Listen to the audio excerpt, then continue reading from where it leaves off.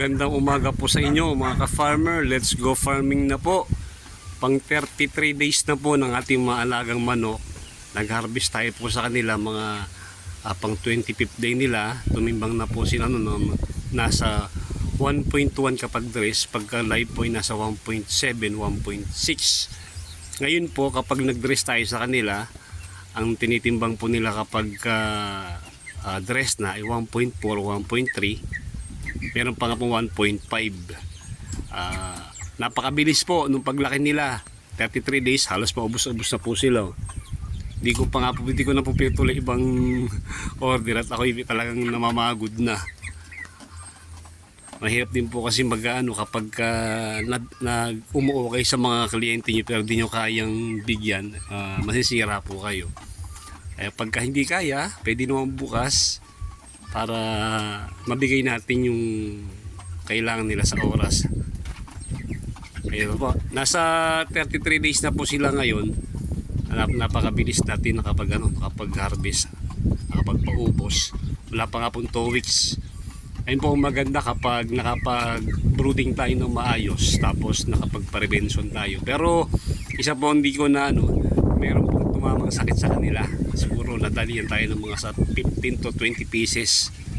Yun po ang nangyari. Kaya nabawasan pa yung ating mga alagang manok. Pero sa 500 days, hindi nyo nagaanong ramdam yun. Yung running total ng ating kinita ay isi-share ko sa inyo kapag nakapagkwenta na po ako.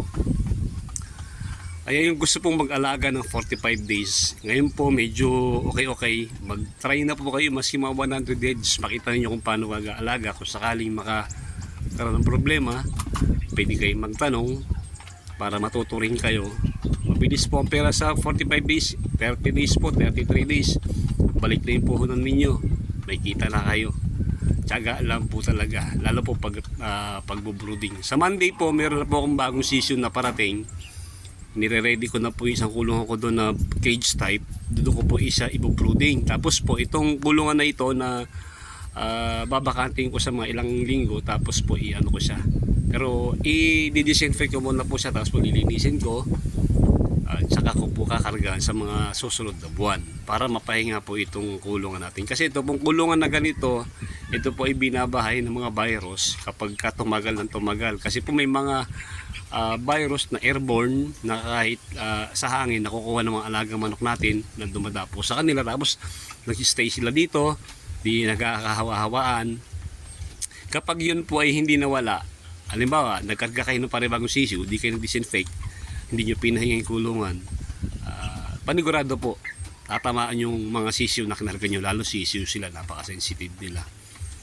Kaya dapat talaga maglilinis tayo ng kulungan. Kung kinakailangan pagpahinga yung kulungan, papagpapahinga. Kasi po ang virus, kapag andyan po ang virus, tapos panay kayo lagay ng manok, ay di lang doon lagi yung host baga kakapit sa kanila, di hahaba na naman yung buhay nila hanggang sa mausisa ninyo, nauubos na yung mga alaga kasi hindi kayo nag-disinfect.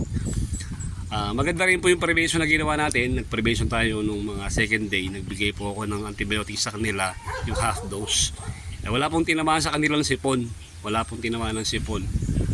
Kahit na ulan tapos po init, ay naligtas po tayo sa sipon. Yun nga lang po isang sakit na medyo dumali sa atin. Pero naagapan naman natin sila. Hindi naman tayo ganong nahirapan. Nailusot natin yung mga alaga dito. Palakasan lang po ng resistensya para hindi madaig ng sakit na yun. Ayan, maraming salamat po mga ka-farmer. Paki-like and share po. Paki-like po yung ating video at paki-subscribe po yung ating channel. Maraming salamat po sa inyo. Mabuhay po kayo. Happy farming po.